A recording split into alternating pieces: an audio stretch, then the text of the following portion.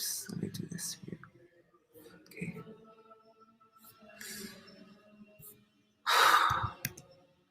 Om Jnanatimirandasya Jnananjana Shalakaya Chakshurunmilitam Yena Tasmai Shri Guruve Namaha. Namo Vishnu Padaya Radhikaya Priyatmane Śrīmad Bhāgavatam Narayani Namine. Namo Om Vishnu Padaya Krishna Prasthaya Bhutale Śrīmate Bhaktivedanta Swaminiti Namine. Vanchakalpatarubhyascha Kripasindhubhya Patitanam Pavanebhyo Vaishnavebhyo Namo Namaha. Namo Mahadanyaya Krishna Prema Pradayate Krishna Krishna Chaitanya Namne Gauratishe Namaha.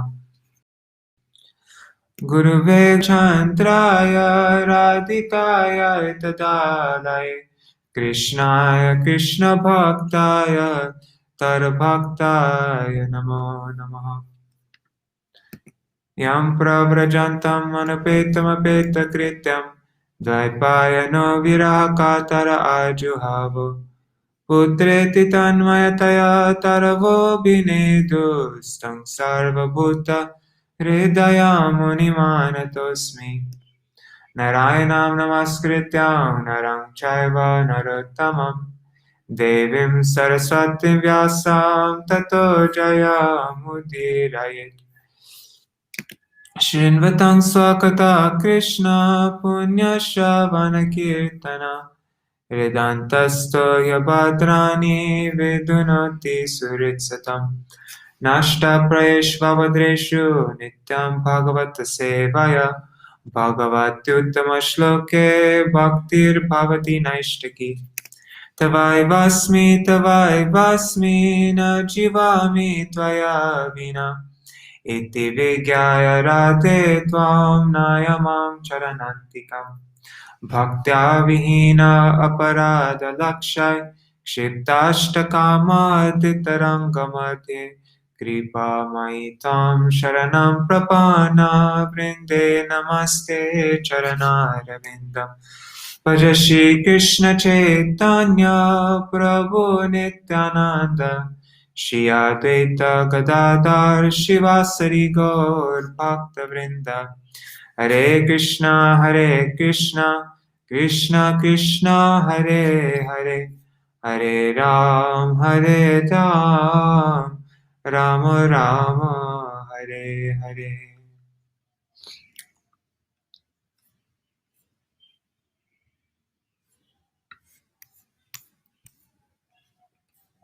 Uh-oh. Huh. That's strange. Oh. Okay.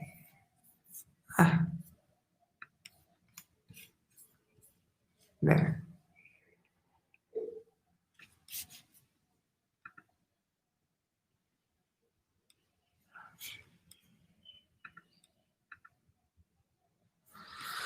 All right. Sorry about that.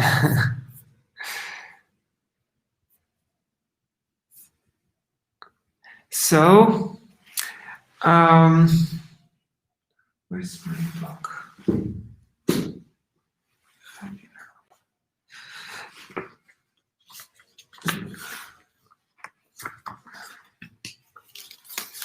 All right, so let me just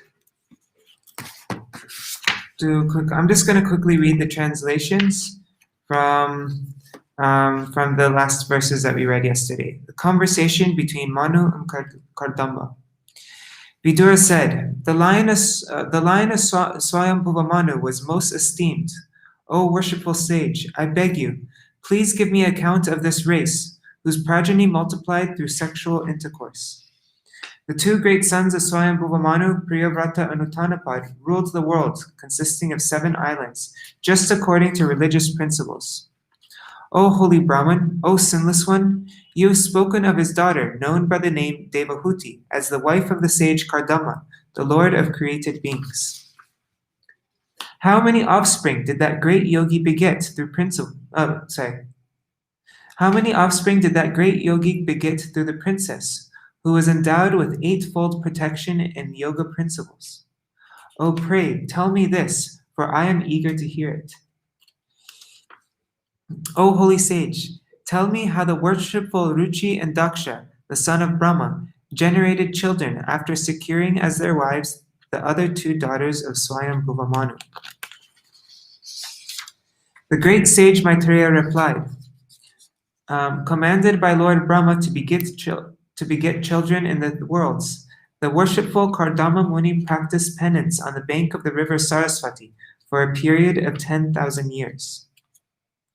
During that period of penance, the sage Kardama, by worship through devotional service and trance, propitiated the personality of Godhead, who is the quick bestower of all blessings upon those who flee to him for protection.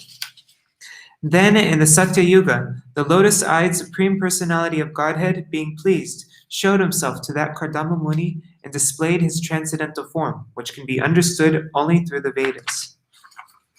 Kardama Muni saw the Supreme Personality of Godhead, who is free from the material contamination in his eternal form, effulgent like the sun, wearing a garland of white lotuses and water lilies. The Lord is clad in spotless yellow silk, and his lotus face was fringed with slick, dark locks of curly hair. Adorned with a crown and earrings, he held his characteristic conch, disc, and mace in three of his hands, and a white lily in the fourth. He glanced about in a happy, smiling mood, whose sight captivates the hearts of all devotees. A golden streak on his chest, the famous Kaustuba gem suspended from his neck, he stood in the air with his lotus feet placed on the shoulders of Garuda. When Kardama Muni actually realized the Supreme Personality of Godhead in person, he was greatly satisfied because his transcendental desire was fulfilled. He fell on the ground with his head bowed to offer obeisances unto the lotus feet of the Lord. His heart naturally full of love of God, with folded hands he satisfied the Lord with prayers. Rishiruvacha Jushtam Batadyakila Satvarashe Sansedamakshno Stavadarshanamna Yadarshanam Janmabhiridya Sarbir Ashasate Yogino Ruda Yoga. The great sage Kardama said, O worshipful Lord, my power of sight is now fulfilled, having attained the greatest perfection of the sight of you, who are the reservoir of all existences. Through many successive births of deep meditation, advanced yogis aspire to see your transcendental form. Purport by Srila Prabhupada. The Supreme Personality of Godhead is described here as the reservoir of all good qualities and all pleasure. Unless one is situated in the mode of goodness, there is no real pleasure. When, therefore, one's body, mind, and activities are situated in the service of the Lord, one is on the highest perfectional stage of goodness. Kardama Muni says, Your Lordship is the reservoir of all that can be understood by the nomenclature of goodness, and by experiencing you face to face, eye to eye, the perfection of sight has now been attained. These statements are the pure devotional situation for a devotee. The perfection of the senses is to engage in the service of the Lord. The sense of sight, when engaged in seeing the beauty of the Lord, is perfected. The power to hear, when engaged in hearing the glories of the Lord, is perfected. The power to taste, when one enjoys by eating prasad, is perfected. When all the senses engage in relationship with the personality of Godhead, one's perfection is technically called bhakti yoga, which entails detaching the senses from material indulgence and attaching them to the service of the Lord. When one is freed from all designated conditional life and fully engages in the service of the Lord, one's service is called bhakti yoga. Kardama Muni admits that seeing the Lord personally in bhakti yoga is the perfection of sight. The exalted perfection of seeing the Lord is not exaggerated by Kardama Muni. He gives evidence that those who are actually elevated in yoga aspire in life after life to see this form of the personality of Godhead. He was not a fictitious yogi. Those who are actually on the advanced path aspire only to see the eternal form of the Lord. Haribol, Anjali Didi. Ye mayayate hatame dasastat padaravindam bhavasindu potam upasate kamalavayate sham rasisha kaman niraye piyesyu. Your lotus feet are the true vessel to take one across the ocean of mundane nescience. Only persons deprived of their intelligence by the spell of the deluding energy will worship those feet with a view to attain the trivial and momentary pleasures of the senses, which even persons rotting in hell can attain. However, O my Lord, you are so kind that you bestow mercy even upon them.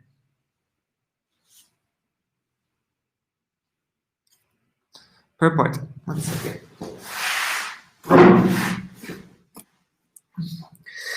As stated in Bhagavad Gita 7th chapter, there are two kinds of devotees, those who desire material pleasures and those who desire nothing but the service of the Lord.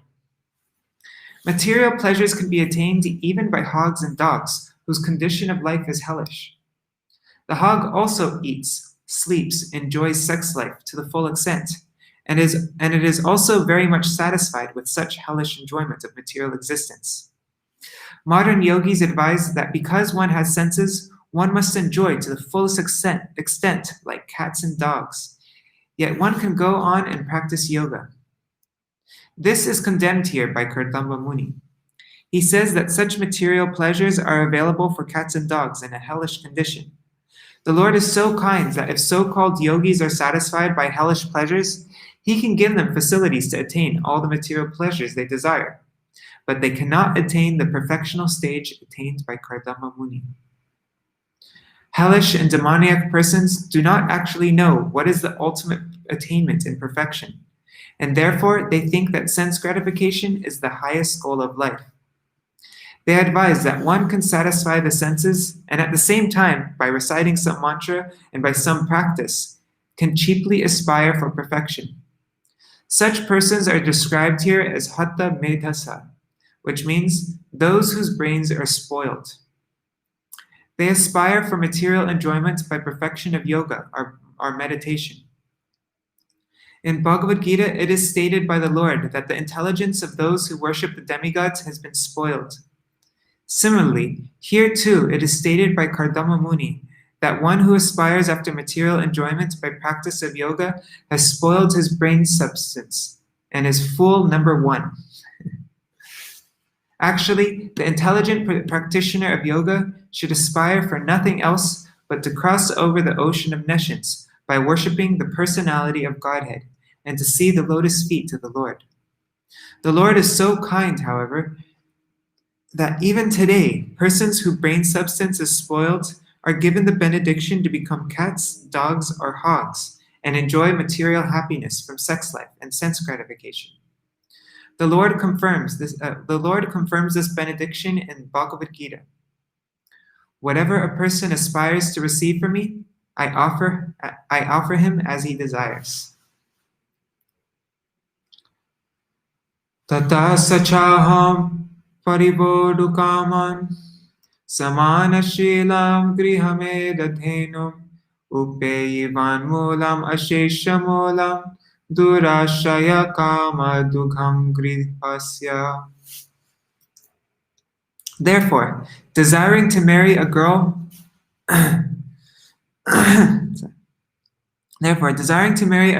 of like disposition who may prove to be a veritable cow of plenty in my married life, to satisfy my lustful desire, I too have sought the shelter of your lotus feet, which are the source of everything, for you are like a desire tree.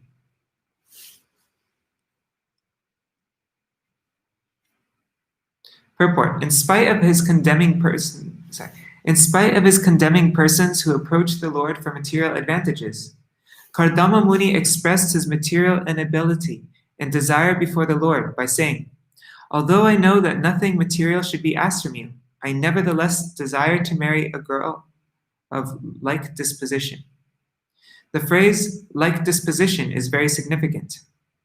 Formerly, boys and girls of similar dispositions were married. The similar natures of the boy and girl were united in order to make them happy.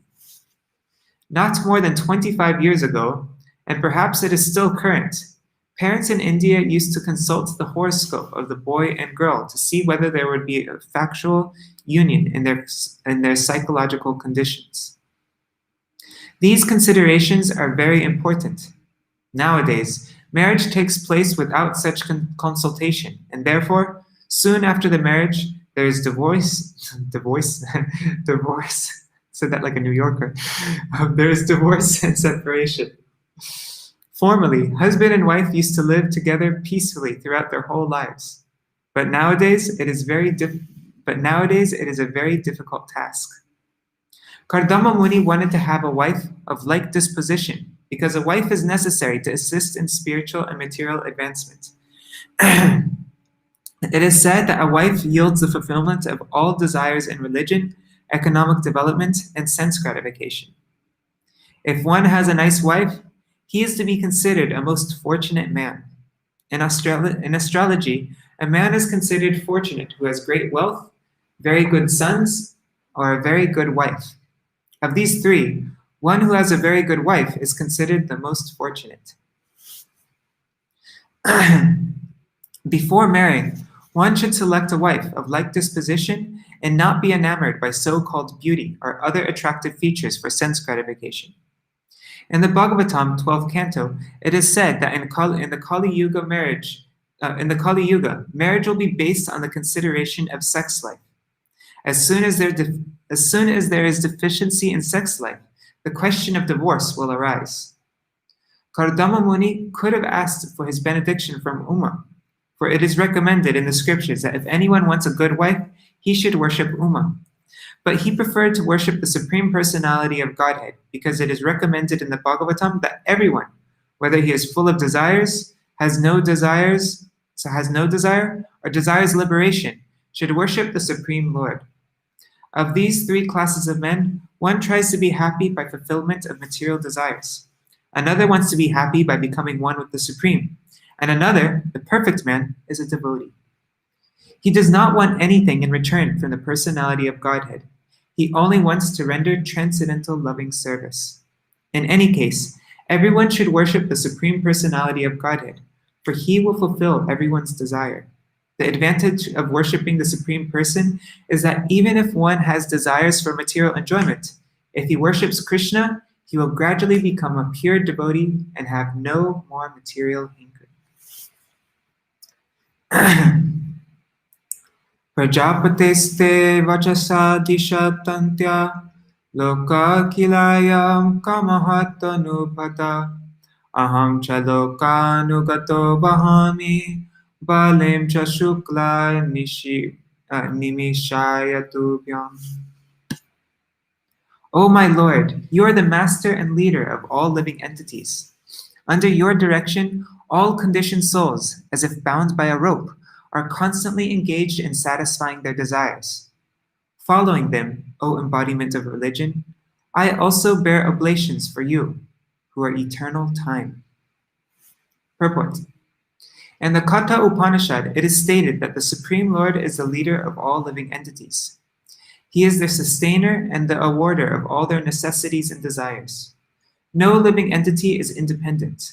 All are dependent on the mercy of the Supreme Lord. Therefore, the Vedic instruction is that one should enjoy life under the direction of the Supreme Leader, the personality of Godhead. Vedic literatures like Ishupanishad direct that since everything belongs to the Supreme Personality of Godhead, one should not encroach upon another's property, but should enjoy one's individual allotment.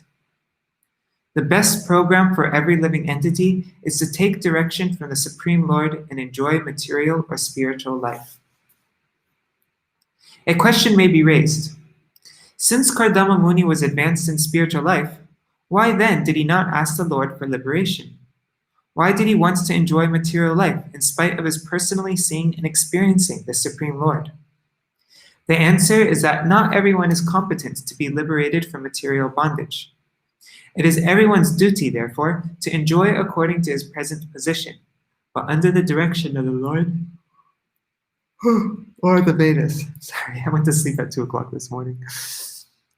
The Vedas are considered to be the direct words of the Lord. The Lord gives us the opportunity to enjoy material life we want, and at the same time, he gives directions for the modes and processes of abiding by the Vedas, so that gradually one may be elevated to liberation from material bondage. The conditioned souls who have come to the material world to fulfill their desires to lord it over the material nature are bound by the laws of nature. The best course is to abide by the Vedic rules. That will help one to be gradually elevated to liberation. Kardama Muni addresses the Lord as Shuka, which means the leader of religion. One who is pious should follow the rules of religion, for such rules are prescribed by the Lord himself. No one can manufacture or concoct a religion. Religion refers to the injunctions or laws of the Lord. In Bhagavad Gita, the Lord says that religion means to surrender unto him. Therefore, one should follow the Vedic regulations and surrender unto the Supreme Lord, because that is the ultimate goal of perfection in human life. One should live a life of piety, follow the religious rules and regulations, marry and live peacefully for the elevation to the higher status of spiritual realization.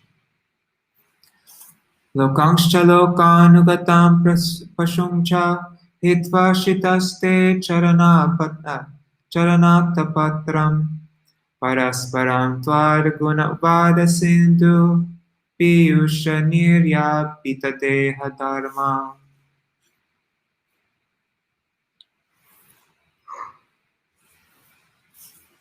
However, persons who have given up stereotyped worldly affairs and the beastly followers of these affairs, and who have taken shelter of the umbrella of your lotus feet by drinking the intoxicating nectar of your qualities and activities in discussion with one another, can be freed from the primary necessities of the material body.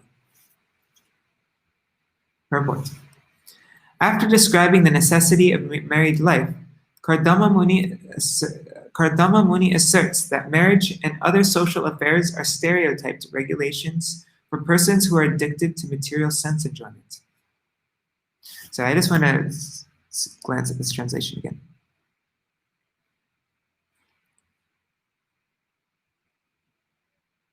Okay, sorry. The principles of animal life, eating, sleeping, mating, and defending, are actually necessities of the body.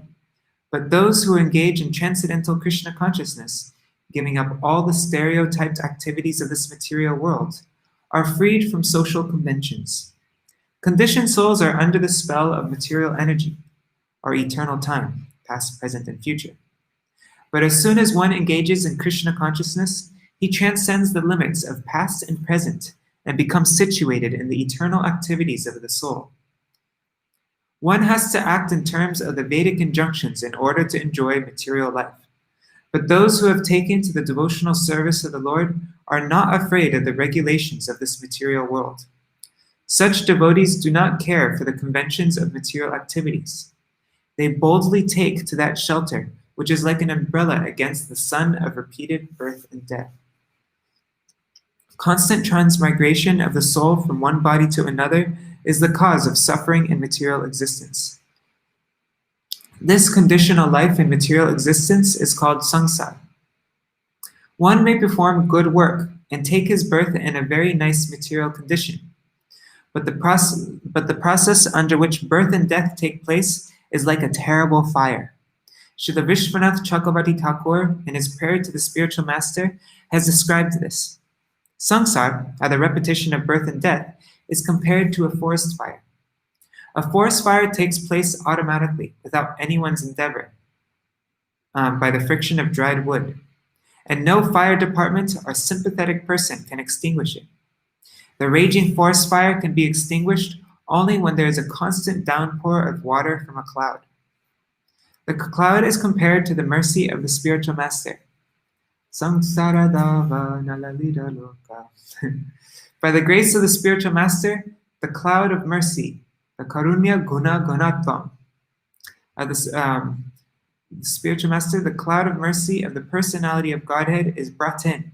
And then only, when the rains of Krishna consciousness fall, can the fire of material existence be extinguished. What is the word for extinguished? Samsaradava nalalita loka. It actually doesn't say the word extinguished in the Sanskrit there. Interesting. Okay, this is also explained here. In order to find freedom from the stereotyped conditional life of material existence, one has to take shelter of the lotus feet of the Lord, not in the manner in which the impersonalist One has to take shelter of the lotus feet of the Lord, but not in the manner in which the impersonalists indulge, but in devotional service, chanting and hearing of the activities of the Lord. Only then can one be freed from the actions and reactions of material existence. It is recommended here that one should give up the conditional life of this material world and the association of so-called civilized human beings, who are simply following in a polished way the same stereotyped principles of eating, sleeping, defending, and mating. Chanting and hearing of the glories of the Lord is described here as Twar Guna Vadu Siddhu. Only by drinking the nectar of chanting and hearing the pastimes of the Lord can one forget the intoxication of material existence. Nate Jaraksha Brahmirayuresham Trayodashara Trishatam Shashti Parva Shanim Nananta Chariyat Trinabhi Karalasruto Jagad Achidya Davat. Your wheel, which has 3 naves, rotates around the axis of the imperishable Brahma. It has 13 spokes, 360 joints, 6 rims, and numberless leaves carved upon it. Though its revolution cut short the lifespan of the entire creation, this wheel of tremendous velocity cannot touch the lifespan of the devotees of the Lord. Purport. The time factor cannot affect the lifespan of the devotees. In Bhagavad Gita, it is stated that a little execution of devotional service saves one from the greatest danger. The greatest danger is transmigration of the soul from one body to another. And only devotional service to the Lord can stop this process. It is stated in the Vedic literatures, Harim vina nasritam taranti. Without the mercy of the Lord, one cannot stop the cycle of birth and death. In Bhagavad Gita, it is stated that only by understanding the transcendental nature of the Lord and his activities, his appearance and disappearance, can one stop the cycle of death and go back to him. The time factor is divided into many fractions of moments, hours, months, years, periods, seasons, etc. All the divisions in this verse are determined according to the astronomical calculations of Vedic literature. There are 6 seasons called ritus, and there is the period of 4 months called chaturmasya. 3 periods of 4 months complete 1 year. According to Vedic astronomical calculations, there are 13 months. The 13th month is called Adimas, or Malamas, and is added every 3rd year. The time factor, however, cannot touch the lifespan of the devotees. In another verse, it is stated that when the sun rises and sets, it takes away the life of all living entities, but it cannot take away the life of those who are engaged in devotional service. Time is compared here to a big wheel, which has 360 joints, 6 rims in the shape of seasons, and numberless leaves in the shape of moments. It rotates on the eternal existence in Brahman.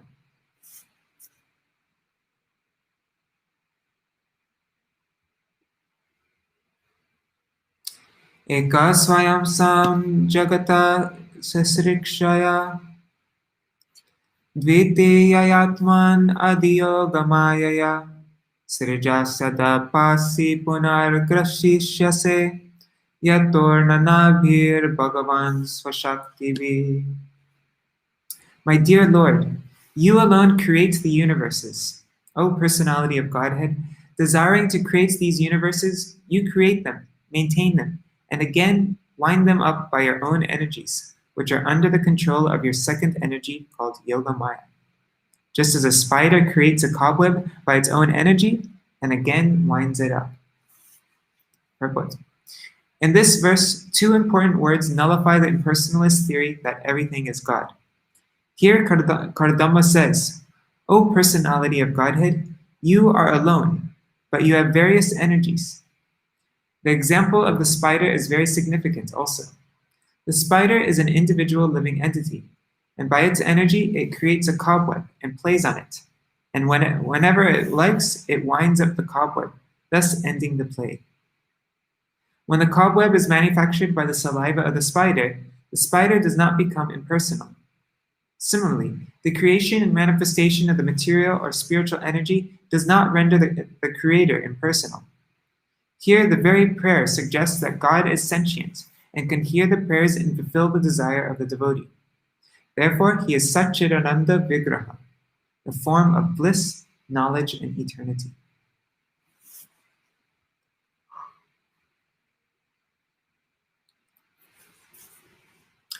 Naitarbhatadesha padantavepsitam yanmayaya nastanushe bhuta shukshmam anugrahaya tvapi yarhimayaya lasattu lasya bhagavan vilakshita.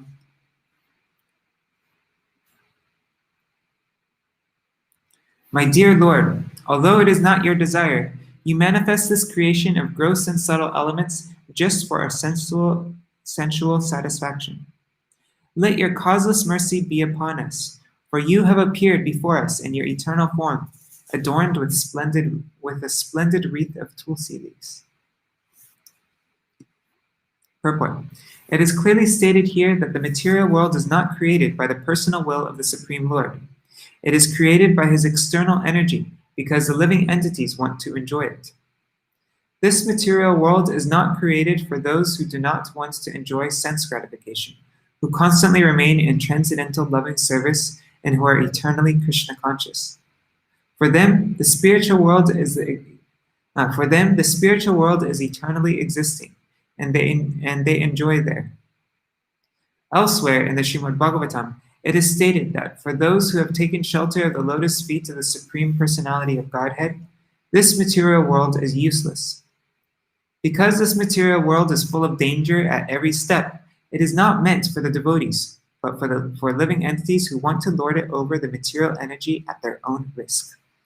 Krishna is so kind that he allows the sense-enjoying living entities a separate world created by him to enjoy as they like. Yet at the same time, he appears in his personal form. The Lord unwillingly creates this material world, but he descends in his personal form or sends one of his reliable sons or a servant, or a reliable author like Vyasadeva to give instruction. He himself also instructs in the speeches of Bhagavad Gita. This propaganda work goes on side by side with the creation to convince the misguided living entities who are rotting in this material world to come back to him and surrender unto him. Therefore, the last instruction of the Bhagavad Gita is this: give up all your manufactured engagements in the material world and just surrender unto me. I shall protect you from all sinful reactions. Haribo Revati Didi and Mitra Vrinda Didi.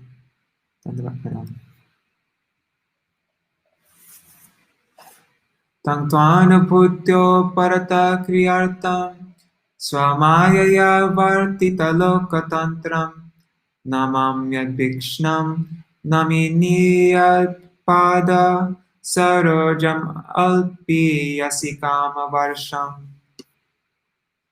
I continuously offer my respectful obeisances unto your lotus feet, of which it is worthy to take shelter, because you shower all benedictions on the insignificant.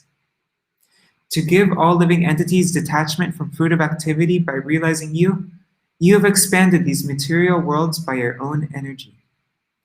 Purport. Everyone, therefore, whether he desires material enjoyment, liberation, or the transcendental loving service of the Lord, should engage himself, offering obeisances unto the Supreme Lord, because the Lord can award everyone his desired benediction. In Bhagavad Gita, the Lord affirms, Ye yata mam prapadyante.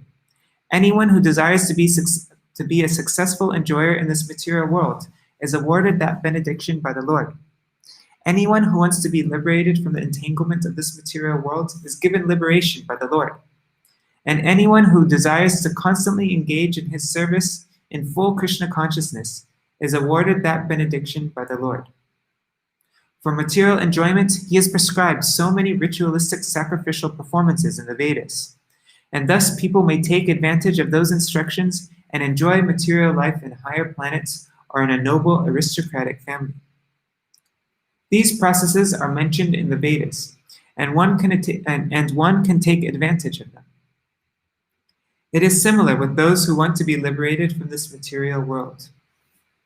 Unless one is disgusted with the enjoyment of this material world, he cannot aspire for liberation. Liberation is for one who is disgusted with material enjoyment. Vedanta Sutra says, therefore, Tato Brahma Jigyasa.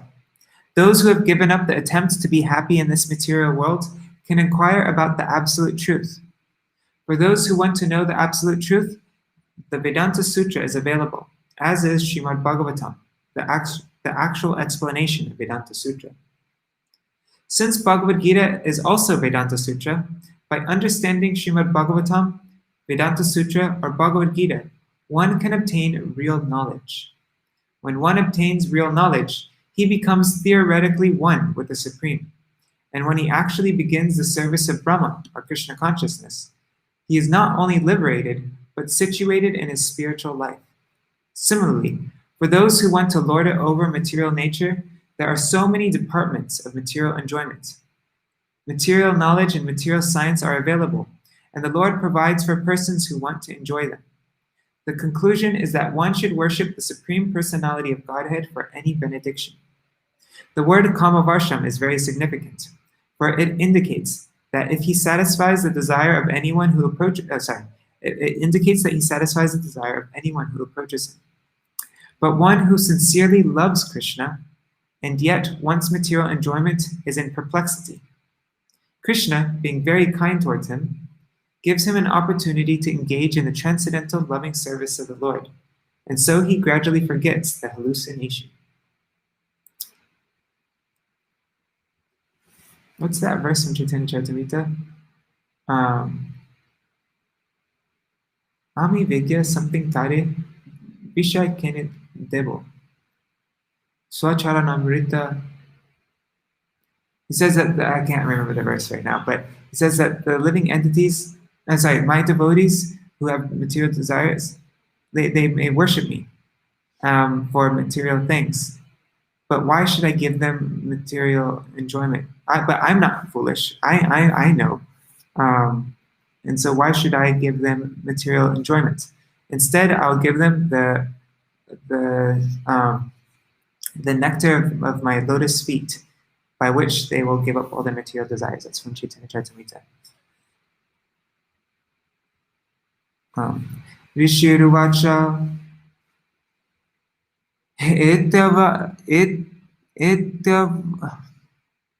Ityavyalikam pranuto janabhas tamabhavashe vachasamritena suparna paksho parirochamana premasmito dikshana vibramarbhu. Maitreya resumed, sincerely extolled in these words, Lord Vishnu, shining very beautifully on the shoulders of Garuda, replied with words as sweet as nectar. His eyebrows moved gracefully as he looked at the sage with a smile full of affection.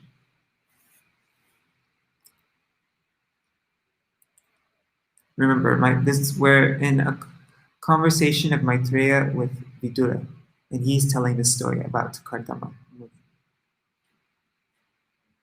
Purport. The word Vachasamritena is significant. When the Lord speaks, he speaks from the transcendental world. He does not speak from the material world. Since he is transcendental, his speech is also transcendental, as is his activity. Everything in relation to him is transcendental. The word Amrita refers to one who does not meet with death. Means not, and Mrita means death, so not dying, undying. The words and activities of the Lord are deathless. Therefore, they are not manufactured of this material world. The sound of this material world is that of the sound of this material world and that of the spiritual world are completely different. The sound of the spiritual world is nectarian and eternal, whereas the sound of the material world is hackneyed and subject to end. The sound of the holy name, Hare Krishna, Krishna Krishna, Hare Hare, everlastingly increases the enthusiasm of the chanter. If one repeats monotonous material words, he will feel exhausted. But if he chants Hare Krishna 24 hours a day, he will never feel exhausted. Rather, he'll feel encouraged to continue chanting more and more. That's true, isn't it? When the Lord replied to the sage Kardama, the word Vachasamritena is specifically mentioned, since he spoke from the transcendental world. He replied in transcendental words. And when he spoke, his eyebrows moved with great affection. When a devotee praises the glories of the Lord is very satisfied, and he bestows his transcendental benediction upon the devotee without reservation, because he is always causelessly merciful toward his devotee. Oops. 1 second, there's a comment.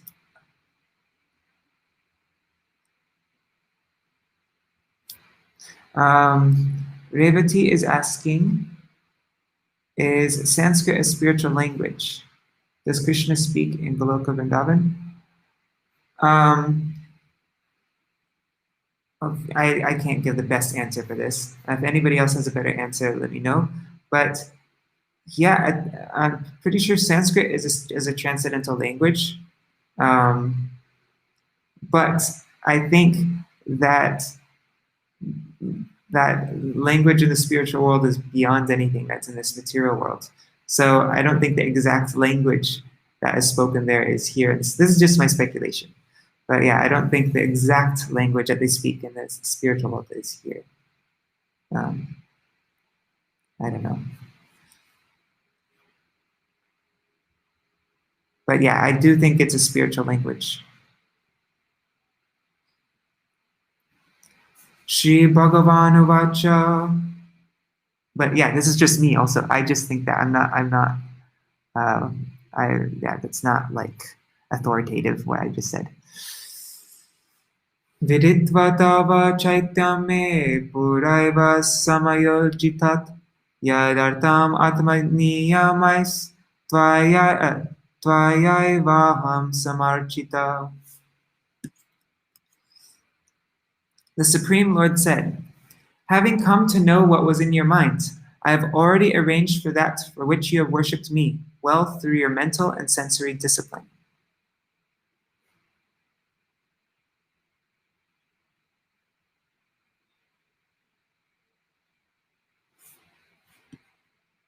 Purport. Yeah, because also like all these scriptures written in Sanskrit. So, but then the Sanskrit of this world might be different from the Sanskrit of might be different than the Sanskrit of the heavenly planets. I don't know. Who knows? And the Sanskrit of the I really can't say anything authoritative on this. I have heard though that in the heavenly planets that they have even a different Śrīmad Bhāgavatam. Has anybody else heard that? There's like a different Śrīmad Bhāgavatam for this material world. Sorry, of course this is all material world, but for this earth, and there's a different Śrīmad Bhāgavatam in the heavenly planets is even larger. The Supreme Personality of Godhead, purport. The Supreme Personality of Godhead in his Paramatma feature is situated in everyone's heart. He knows, therefore, the past, present, and future of every individual person, as well as his desires, activities, and everything about him. It is stated in Bhagavad Gita that he is seated in the heart as a witness. The personality of Godhead knew the heart's desire of Kardama Muni, and he had already arranged for the fulfillment of his desires. He never disappoints a sincere devotee, regardless of what he wants, but he never allows anything which will be detrimental to the individual's devotional service.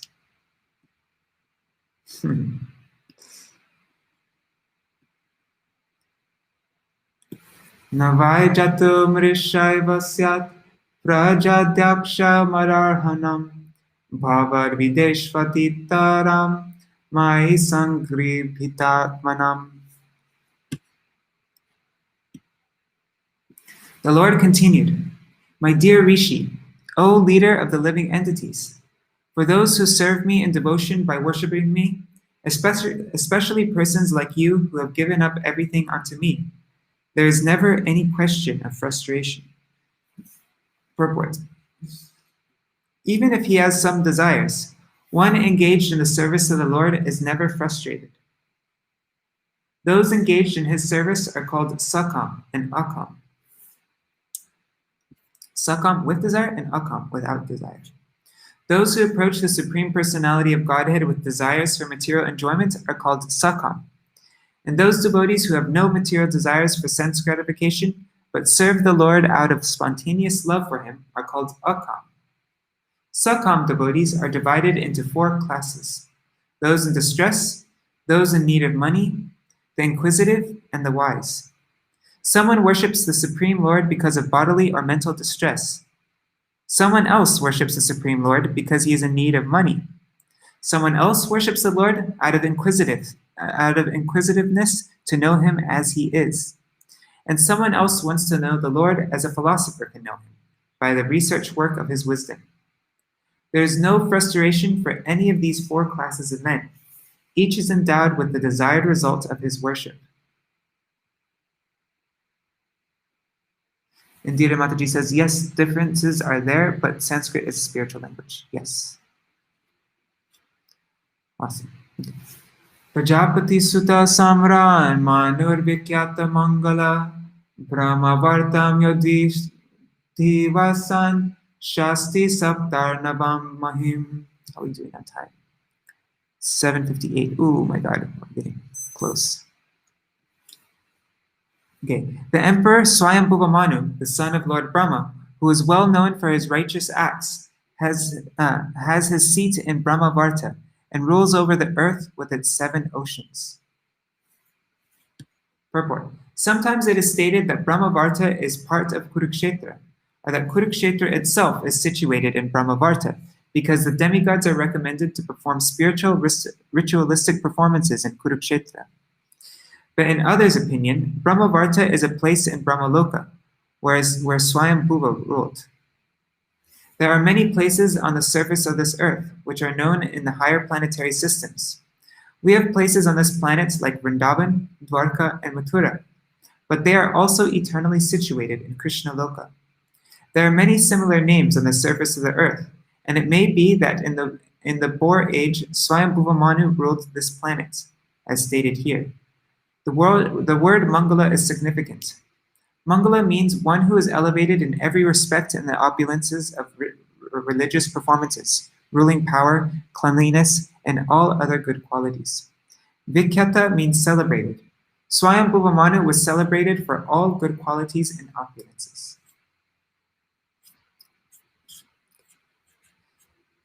Sacheha Vipra Rajarshir Maheshya Shatarupaya Ayasyati Didrikshustvam Parashva Dharmako Vida. The day after tomorrow, O Brahman, that celebrated emperor who is expert in religious activities will come here with his queen, Shatarupa, wishing to see you. The day after tomorrow, very specific. Okay, it's 8 o'clock. Let's just finish this up. Atmajan asitat pangim vaya shila gunan vitan Rigayantim patim dasya tanurupayate prabho. He has a grown-up daughter whose eyes are black. She is ready for marriage, and she has good character and all good qualities. She is also searching for a good husband. My dear sir, her parents will come to see you, who are exactly suitable for her, just to deliver their daughters as your wife. Purport. The selection of a good husband for a good girl was always entrusted to the parents. Here it is clearly stated that Manu and his wife were coming to see Kardama Muni to offer their daughter, because the daughter was well qualified and the parents were searching out a similarly qualified man. This is the duty of parents. Girls are never thrown into the public street to search out their husband. For when girls are grown up and are searching after a boy, they forget to consider whether the boy they select is actually suitable for them. Out of the urge of sex desire, a girl may accept anyone, but if the husband is chosen by the parents, they can consider who is to be selected and who is not. According to the Vedic system, therefore, the girl is given over to a suitable boy by the parents. She is never allowed to select her own husband independently.